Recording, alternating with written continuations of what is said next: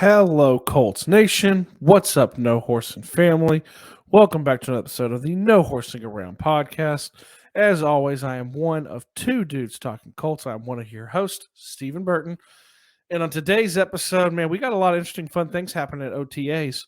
Obviously, we're in the voluntary section of the mini camps. The involuntary is coming up very quickly, but if you don't know, if you didn't look at the thumbnail or even the title of the video because you love us so much you just clicked on it, could we be talking about Nick Foles?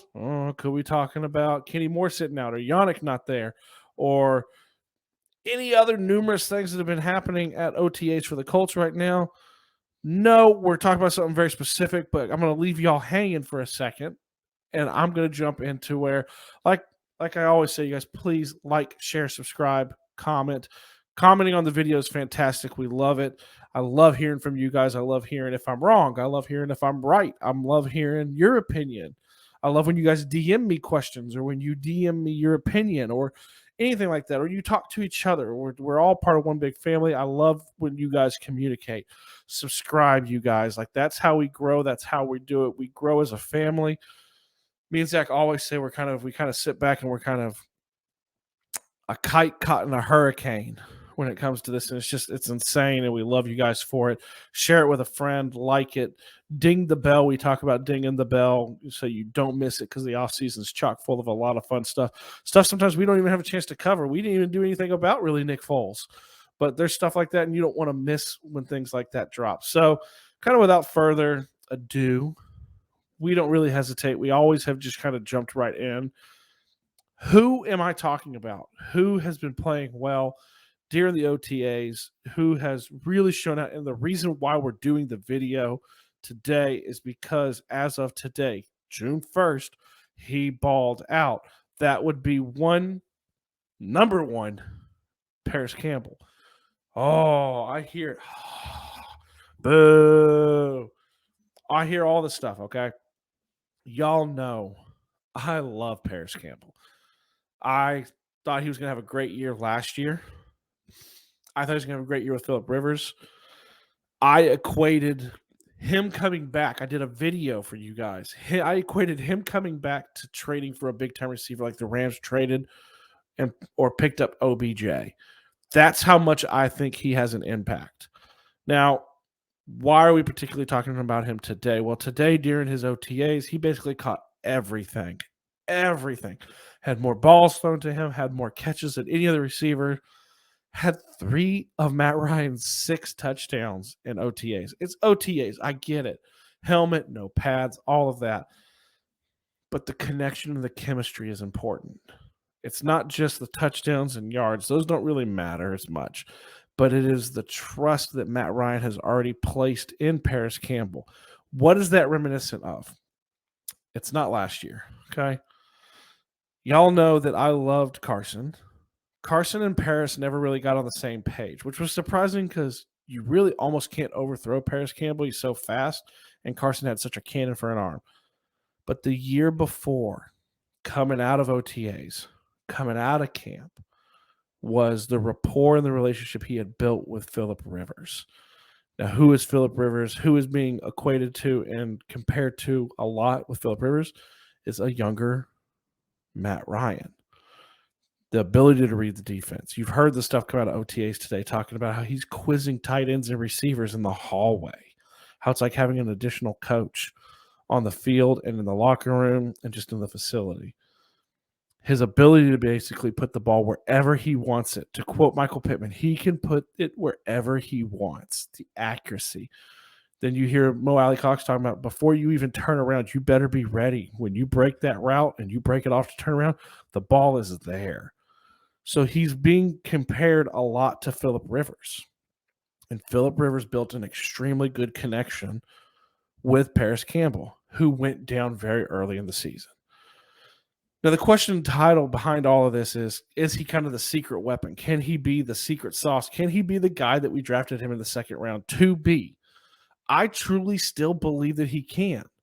I do, because let's take into account a couple things, you guys. He's still really young. He's entering his 4th season. I get it.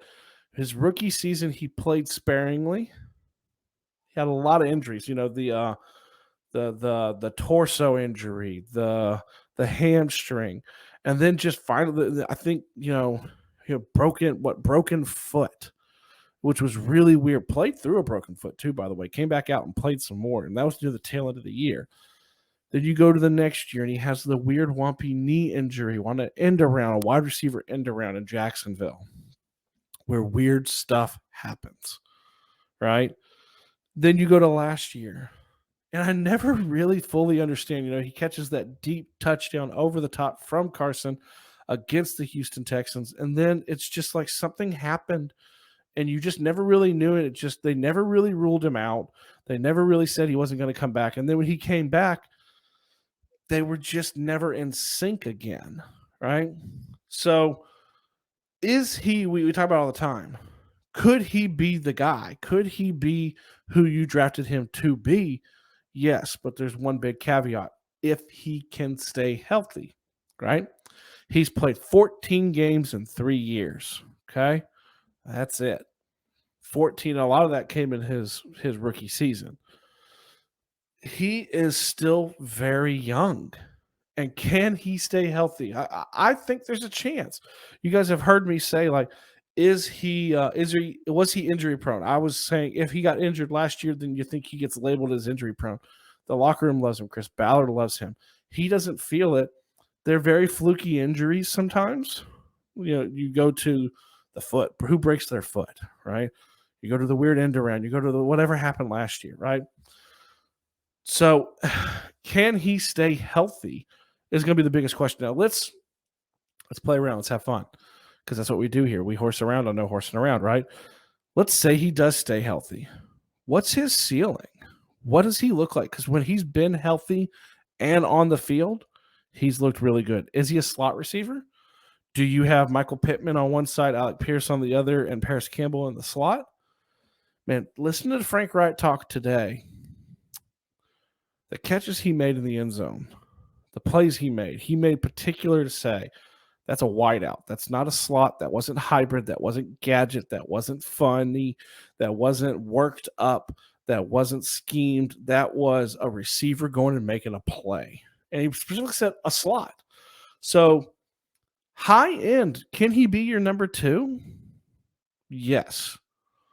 Can you depend on him? I don't know yet. I think that's why the Colts have a pretty deep, inexperienced wide receiver room.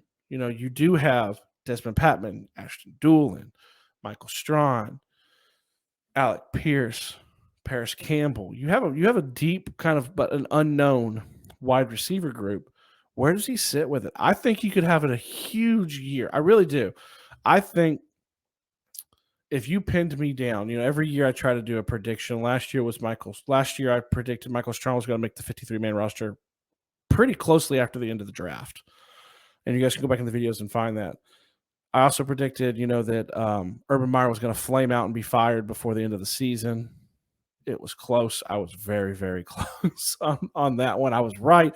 Timing of when he got fired was not 100% correct, but I was really spot on. This year, I think if healthy, that's the caveat. That's my key. That's my asterisk. Parris Campbell will have a breakout year. I think 1,000 yards. 1,000 yards, 7 touchdowns. That's what I think.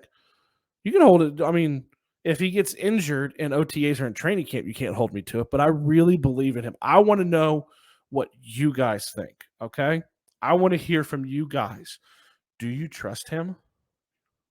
And if, hypothetically, with the big asterisk, a Barry Bonds-sized asterisk, if he stays healthy, can he be the number 2 you've been looking for? Can he be the complement to Michael Pittman? Can he be your over-the-top guy?